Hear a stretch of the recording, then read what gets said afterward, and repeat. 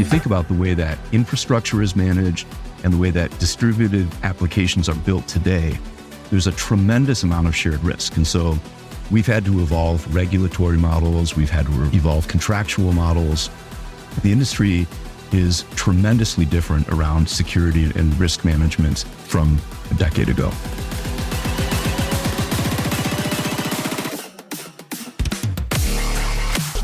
This is episode 3 of Trust Versus. I'm Jeremy Huval, Innovation Officer at HighTrust. And I'm Robert Booker, Strategy Officer at HighTrust.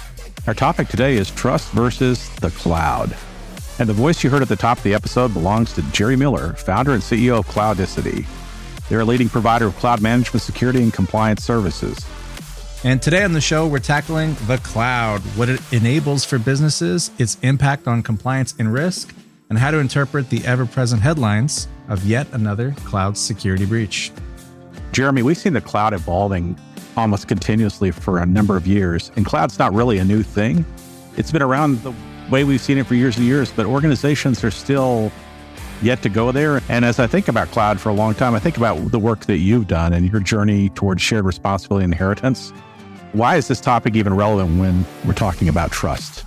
Yeah, good question. And we thought it was worth giving a whole episode to cloud because as organizations navigate the risk management and compliance landscape and try to communicate meaningful assurances to their stakeholders, the cloud is either something that has dramatically changed the way they approach all those efforts, or it's something that's about to. And thinking about where cloud is on just the general adoption cycle or the hype cycle, we're definitely over the trough of disillusionment. We're leaving the slope of enlightenment. And I think a lot of companies are well into the plateau of productivity.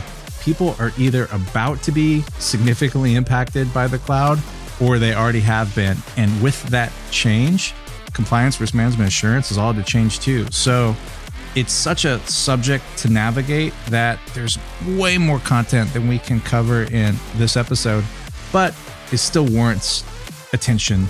It's such a deep topic, and there's really no fault as thinking about it as just a lot to consider. But Gerry makes it super approachable, and I really like his approach. He's a pragmatist about all things cloud. In fact, he's really the cloud optimist, if there is such a thing. I really enjoyed it, and I think we both learned a lot, and we both work in the space. So let's get into it and hear what Gerry has to say. Yeah, can't wait. Let's do it.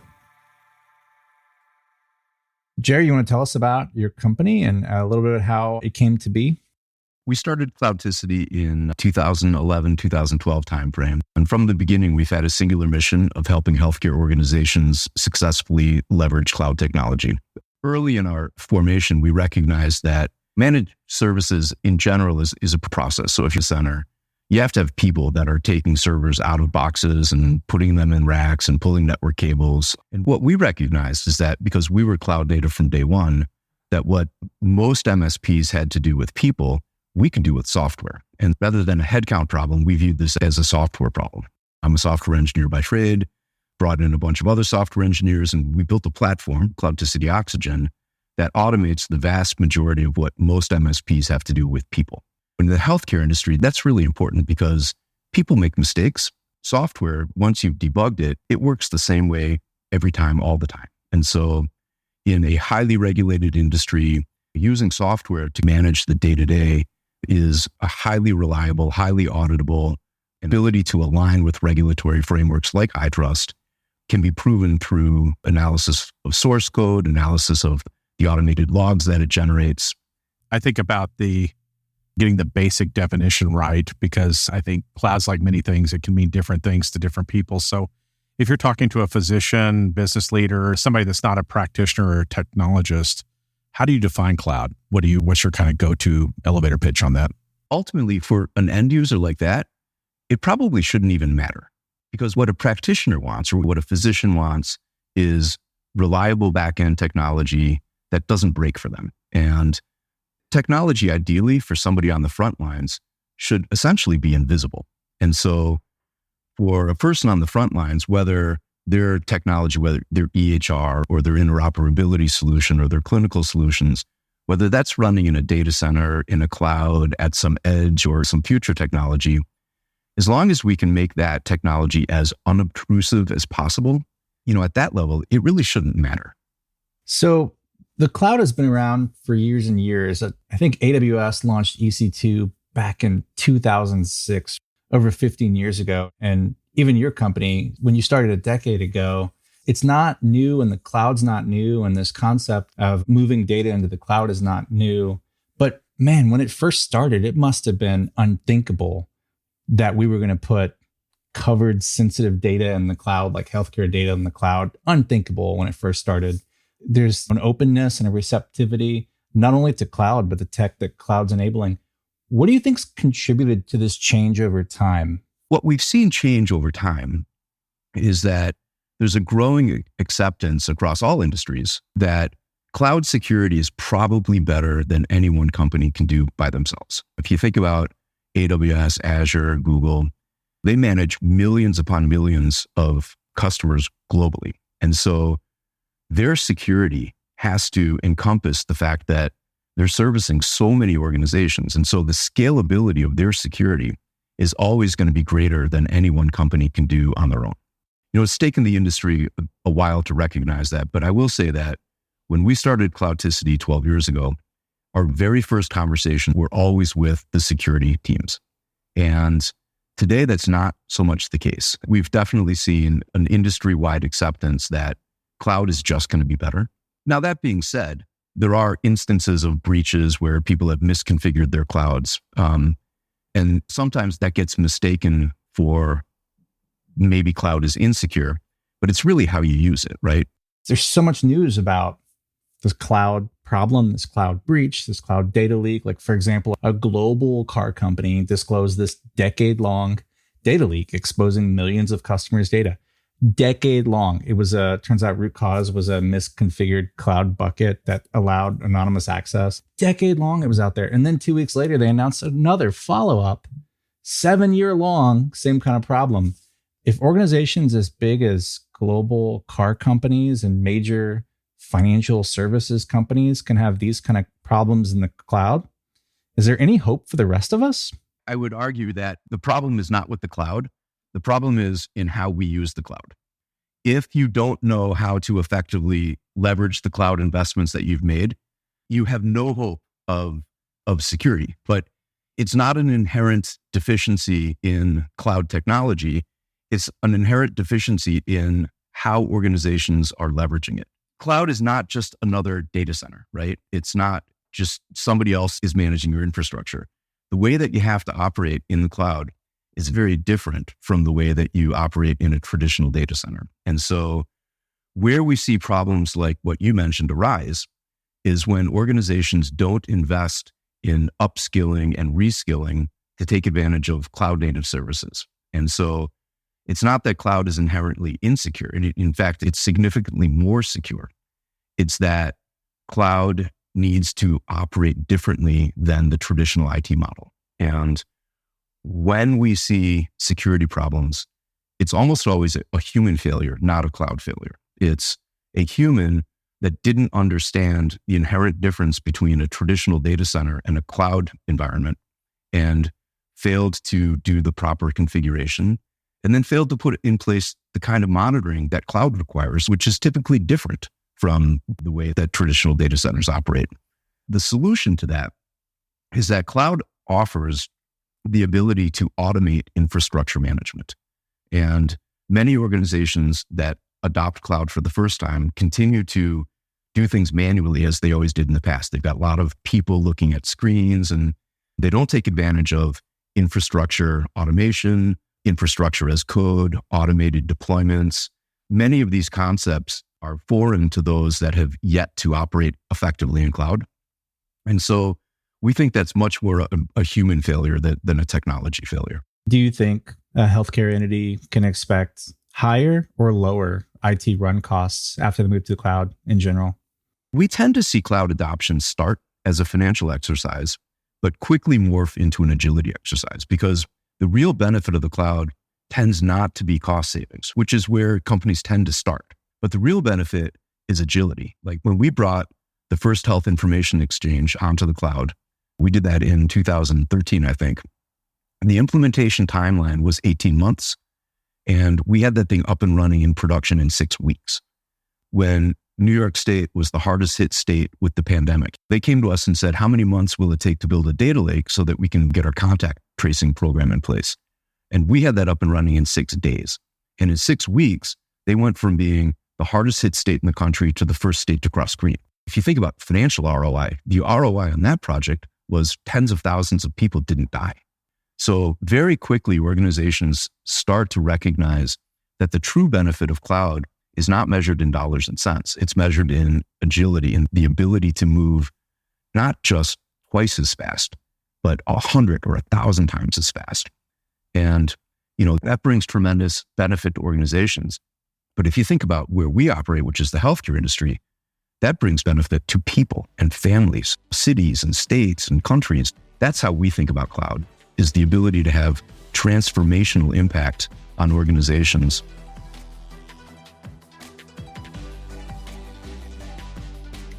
There's a lot in what Gerry just said there. And, what comes to my mind as I'm listening to him is that old meme or cliche that says there's no cloud. It's just somebody else's computer. And I know I've said a couple of times that early in my cloud journey that cloud is just managed services of a different type.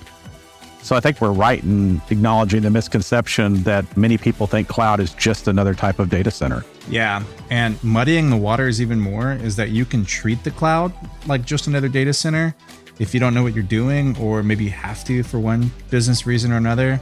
And what I mean by that is you can, say, install a database management system on a cloud server that you spun up and just treat it like an on-prem instance if you have to. But if you did that, you'd be missing out on so many advantages that the equivalent cloud service has to offer. I think Gerry's view that cloud enables us to do in software what managed service providers and IT providers have previously done with people is sort of a really pragmatic slice of this problem. Yeah, having a single management plane and everything accessible via API makes the cloud easier to audit, easier to monitor, better to manage. Compliance blueprints, all those standards-based goodness things that cloud environments can provide, help you configure the whole environment in a manner that's compliant with something like HIPAA. So it gives you predictability towards your objectives and what you're trying to do. Yeah, and everything having an API is important because it allows interconnectivity and it lets you build against different services all together faster, easier.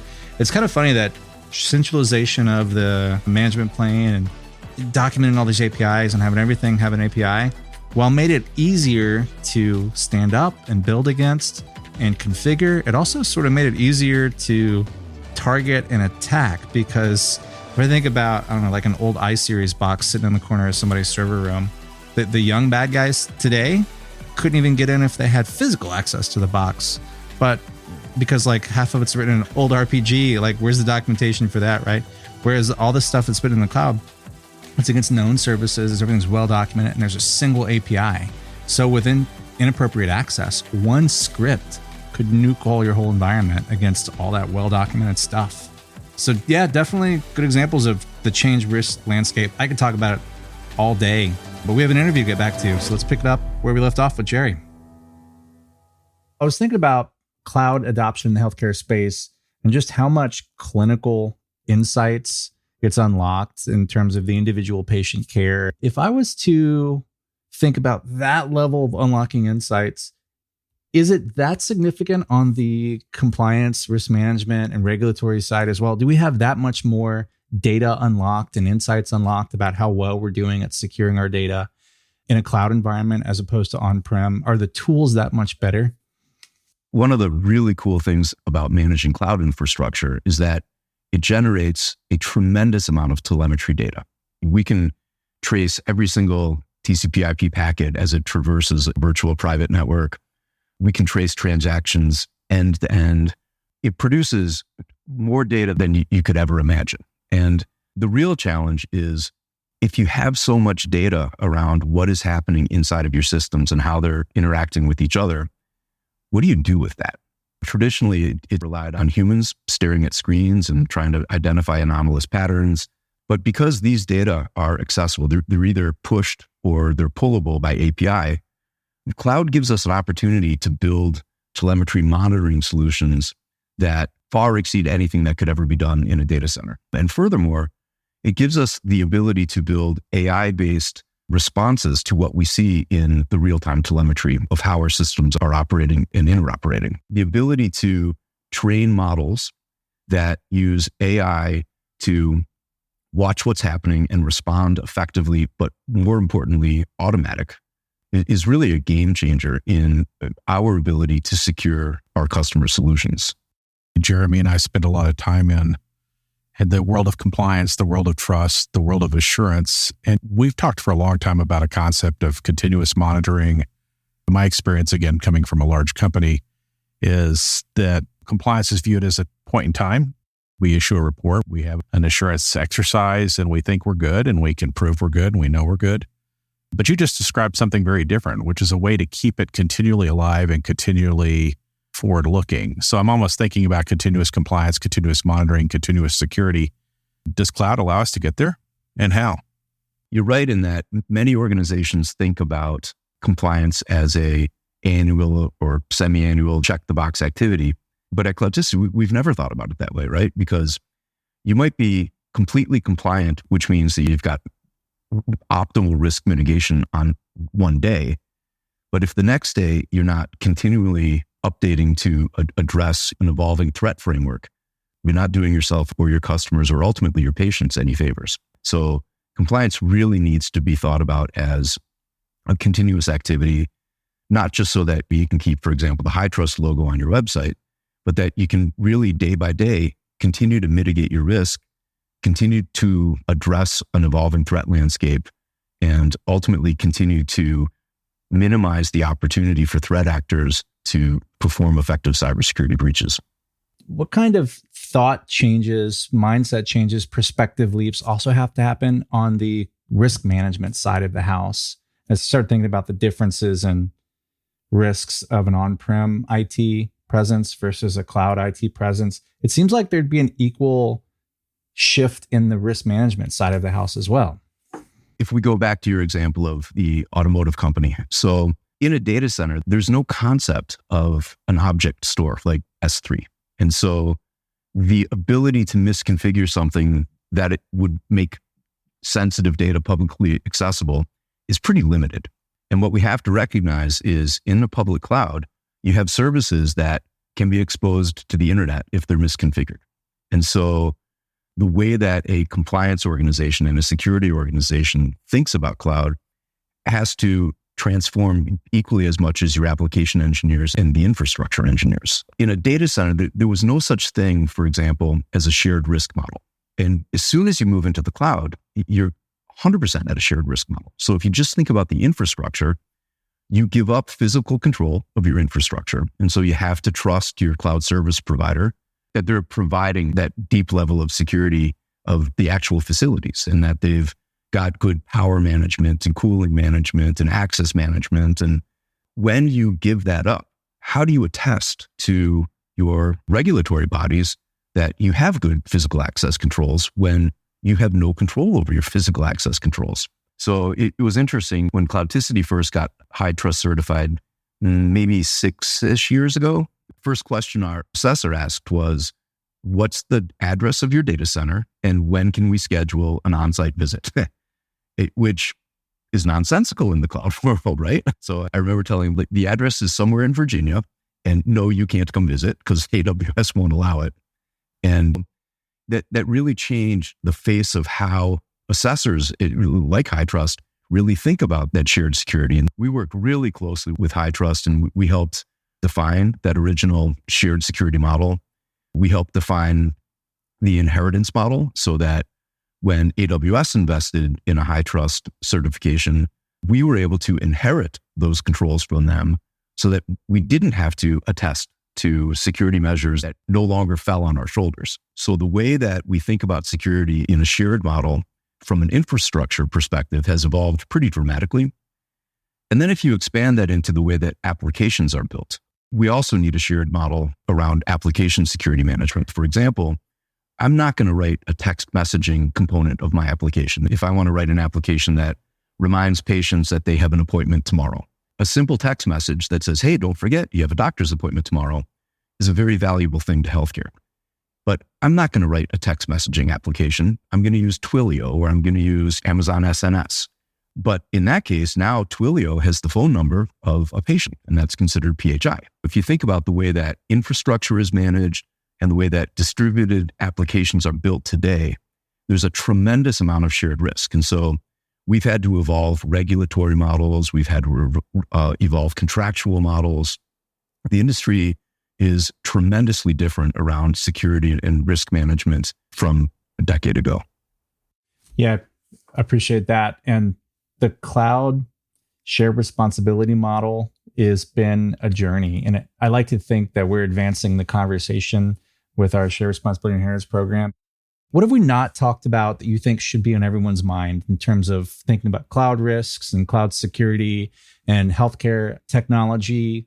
The biggest thing that I can encourage organizations that are nascent in their cloud journey is just keep an open mind, think differently. The way that we approach cloud technology has to be very different from the way that we approach on-prem environments. And it's great to think about all these cool new things that we can do, and we're going to move the needle in healthcare. It's going to get less expensive and more effective, but there's still a tremendous amount of risk. A health record sells for about $75 on the black market, while a credit card number or a social security number sells for about $2. And there's a reason. Health records contain everything about you, all of your personal information, your social security number, your next of kin, every address you've ever lived at. There's a reason why it's the most attacked and most breached industry.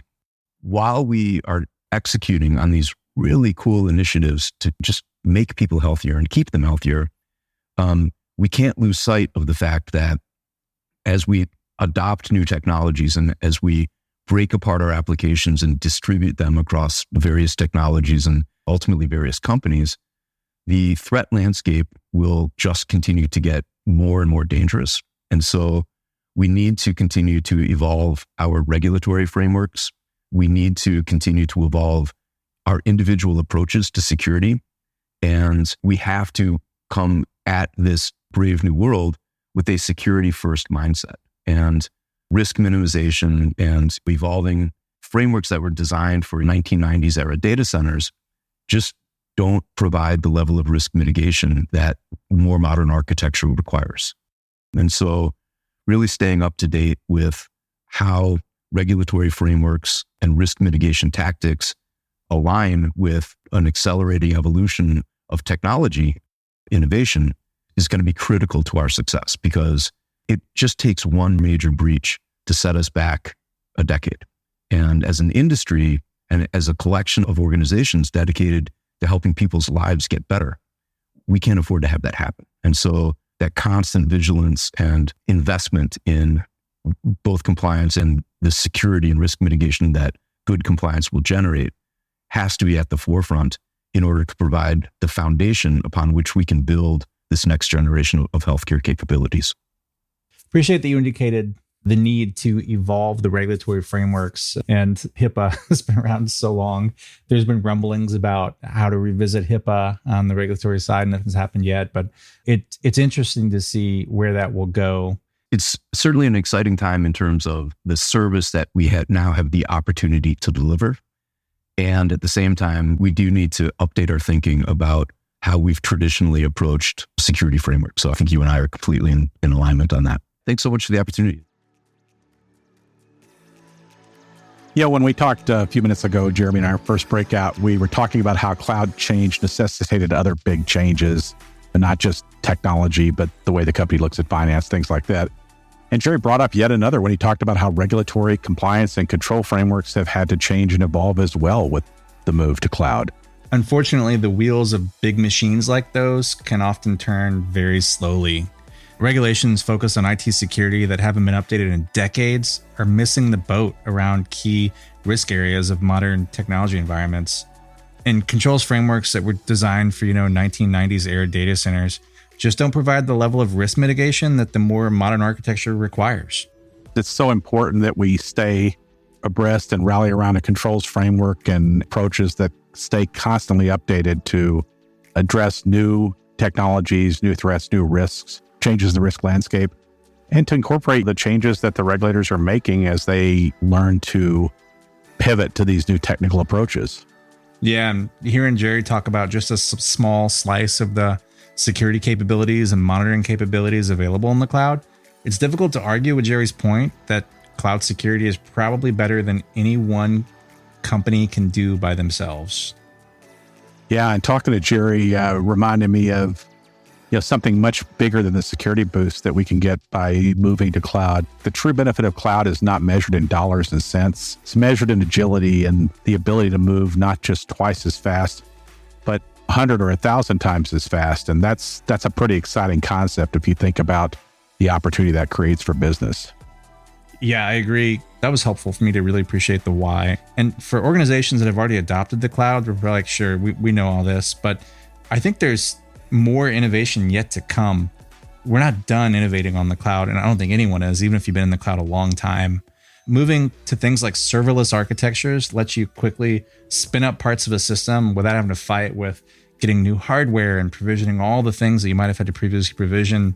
And when you need a new part to a system, you don't have to build it yourself. It's just a service away. You need machine learning? Got it. Do you need single sign-on or like multi-factor? There's a service for that. Click, click, click, done. And just thinking about agility broadly, just the agility of scale, the ability to spin up and spin down and to, put more compute on the floor when you need it for like a peak season or some big campaign. The world endured COVID-19. And I think about all the new things that we had to do to be reactive to COVID. And, I think a lot of that would not have been possible using traditional IT. So just having IT be more agile, making it more responsive to the business, able to better serve the customers. And then from that last example, healthcare, bringing benefit to people's lives. I mean, that's real. And when you put that on the floor in the right way, that's going to make people healthier and save people's lives, perhaps even. I agree. And on that note, let's say goodbye until next time.